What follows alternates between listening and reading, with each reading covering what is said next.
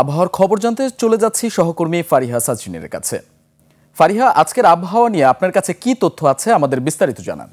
আপনার প্রিয় কাপড়ের যত্নে এলো এনজাইম সমৃদ্ধ Arik silver wash detergent powder 500 গ্রাম মাত্র 70 টাকা। প্রিমার্ক। ধন্যবাদ দীপু। দর্শক, আজ 17 সেপ্টেম্বর 2025 তারিখে দেশের সর্বশেষ আবহাওয়ার তথ্য থেকে আমরা দেখতে পাচ্ছি রংপুর, রাজশাহী, সিলেট ও ময়মনসিংহের অধিকাংশ জায়গায় এবং ঢাকা, চট্টগ্রাম, খুলনা ও বরিশালের কোনো কোনো জায়গায় অস্থায়ীভাবে দমকা হাওয়া সহ হালকা থেকে মাঝারি বৃষ্টিপাত অথবা বজ্রসহ বৃষ্টিপাত হতে পারে। সেই সাথে দেশের কোনো কোনো জায়গায় মাঝারি থেকে ভারী বর্ষণ অথবা অতি ভারী বর্ষণ হওয়ারও সম্ভাবনা আছে বলে জানিয়েছে আবহাওয়া অধিদপ্তর। আজ সারা দেশের দিন ও রাতের তাপমাত্রা সামান্য পরিমাণ বাড়তে পারে। বর্তমানে মৌসুমী বায়ুটি বাংলাদেশের উপর মোটামুটি সক্রিয় এবং উত্তর বঙ্গোপসাগরে মাঝারি অবস্থায় রয়েছে এবং আগামী কিছুদিন বৃষ্টিপাতের প্রবণতা কমে যেতে পারে।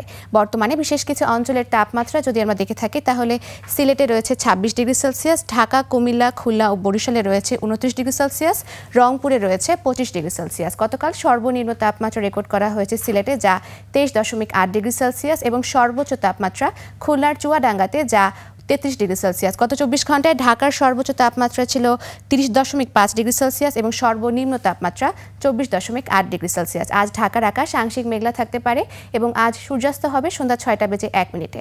দর্শক, এই ছিল আমাদের আজকের আবহাওয়ার তথ্য। ফিরে যাচ্ছি দীপুর কাছে। দীপু।